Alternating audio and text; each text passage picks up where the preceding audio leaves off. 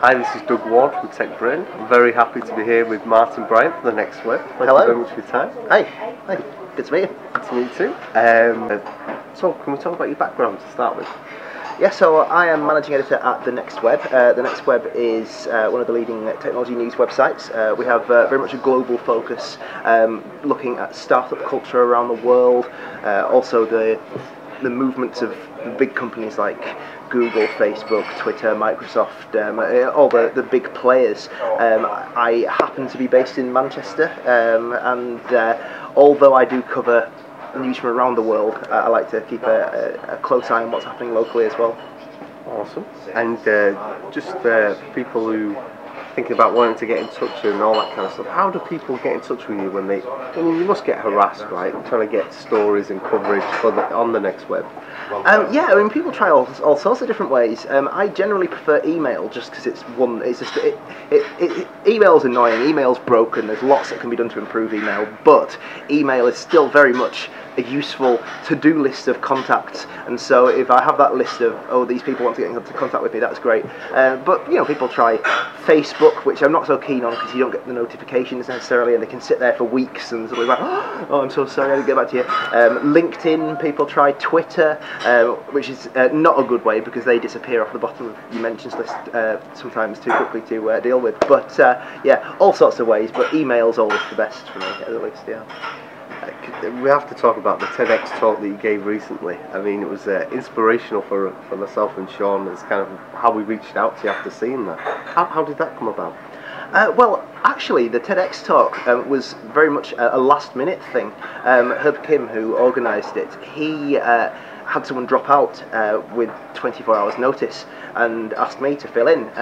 Now, it was probably not a traditional TED Talk. TED Talks tend to be something, an inspirational talk about some great life-changing experience, about some world-changing technology, and there was me getting up with a few notes on my laptop about why isn't Manchester more startup friendly? Why aren't there more tech startups in Manchester? Because to me, Manchester is very much a place where that kind of thing really should happen. If you look at the history of Manchester, its technological history, but also its cultural history, its industrial history, it has always pioneered in terms of technology, in terms of imagination, creativity, and in terms of tech startups very much embody all those elements, and yet it's never really happened in Manchester. There are some success stories out there, but you really have to kind of dig for them. We don't sell them enough, and so I think there's definitely room for more of that in Manchester, and that's what my talk was about, really. And I suppose I'm glad to say, in a way, that other people agreed, and there do seem to be things happening now, which is good. I think some crazy people reaching out to you through emails. I meant ourselves, I don't want to offend anybody out there. So in terms of Manchester's tech community, where do you see the community right now? The community right now, well, there is a community, and very much when I'd finished that talk and people were emailing me or contacting me on Facebook about it shortly afterwards, they said, well, there's always been a community, and yes, there is a developer community, there is a community of entrepreneurs, there's obviously digital agencies, there's freelancers who tend to do work for those digital agencies and move around those digital agencies quite a lot, but in terms of a community of people building products for themselves to sell to the world, there's not been so much of that in the way you see in places like the East End of London, or you see in San Francisco, or you see in Berlin, or maybe places like Copenhagen, for example. So I think that is starting to change, though. There is definitely an idea that, hang on a minute, we can do this, and there are actually a lot of people doing these things around Manchester, but they don't necessarily know each other, and those links are just starting to be made now. And if you look at something like, there's an event called the Bootstrap Business Club, which I went along to recently, I went along to this week, and there were so many people there. I'd guess about 40 or 50 people there, all looking for help, looking for advice on their bootstrapped tech businesses. And it's great to see those kind of links being made and those kind of events happening more and more now, and people really are talking to each other more now, so it's good to see. It's promising for the future. I'm looking for this. It's exciting. In terms of the government's role in the tech community, Martin, with you covering it on a European basis, what do you think their role is in the UK government? Well, I think in a lot of places, including the UK, government has very much been playing catch up. And I think that a lot of this has happened regardless of government activity. If you look at, for example, Silicon Roundabout in London, that area, the Old Street area, that very much sprung up organically. And then the government came along later and said, look, this is an exciting space, we want to support this.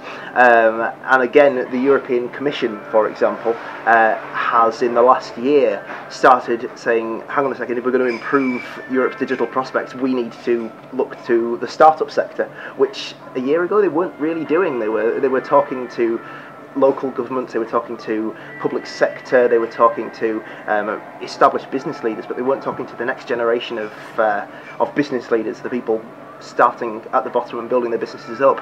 That is very much starting now. So I think the government can very much offer a supporting role, a flag flying role. Should public sector and the government be investing directly in startups and in that kind of thing?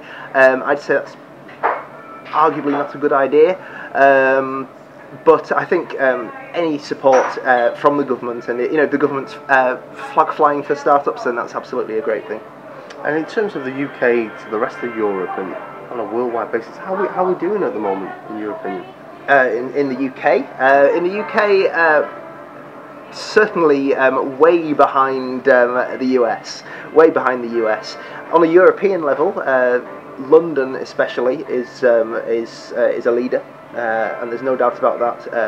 Entrepreneurs from right around Europe still gravitate to London because it has the international draw, the pull. It has the connections. People stop by London a lot, so if you're based in London, it's a good place to meet these people. But then, as well as that, I think around Europe, there are these clusters in places like Berlin where there's a group of very design-focused people building consumer-facing startups, for example. And I think that these kind of interest groups and clusters can very much come together. In Manchester, for example, I think there's a particularly useful opportunity around media, for example. I think that we have a very strong media production base here. We have a lot of media expertise, especially with the increased presence of the BBC in Salford. And there's definitely room for startups to work with them. So I think overall, Britain is in a strong place. It's way behind the US, but things are definitely improving. And in terms of 20 years from now, to be able to compete with Brazil's, Russia's, India's, China's that are flying at the moment, what do you think the UK needs to do to be able to compete further down the line? I think that it sounds silly, it sounds ridiculous, but we just need to do our best at what we're doing. We need to identify what strengths we have. That may be particular sectors, that may be particular kinds of products, and really drive at those the best we can. We do need the support of everyone. The government needs to continue backing these things, whether it's in terms of money or it's just in terms of saying, look what Britain has. But I do think Britain is in a very good spot for that. Infrastructurally, we're well placed on in terms of high-speed internet connections to the rest of the world, for example. And yeah, there will be increasing amounts of challenges from developing markets like Latin America, like China, but the whole of the Western world faces that. We just need to make sure that what we're doing is very much world class. And in terms of Manchester, do you think we should be trying to get a world-class tech company to come to Manchester, or do you think what do you think is best for Manchester long term? Well, I don't think. I remember when there was news that Twitter was looking for a UK HQ, or a European HQ, and there was this weird campaign on Twitter for a day of people in Manchester saying, "Bring Twitter to Manchester." So it's not going to happen. Manchester needs to make a name for itself before you get the big companies, the Googles, the Facebooks, whoever, looking to set up a significant base here. I think Google's a small office in Manchester, but very much based around sales. But I think that for a significant company to come here, you look at, for example, Dublin. Dublin has worked very hard to get where it is in terms of the big companies, Microsoft, Facebook, Google, Zynga, big companies coming and basing themselves there. And we're a long way from that in Manchester, a long way. And we need to start off by identifying the success stories we've already got, working with the people who have developed those success stories to help the next generation, and to really do everything we can to support those new entrepreneurs coming through to do the best they can and to compete on the world stage. And then from there, it sounds silly to say build it and they will come, but I think in this case it very much applies. Well, with our headquarters of Tech Britain in Manchester, I'd like to say thank you very much for your time. It's been a real pleasure. Thank you. Cheers.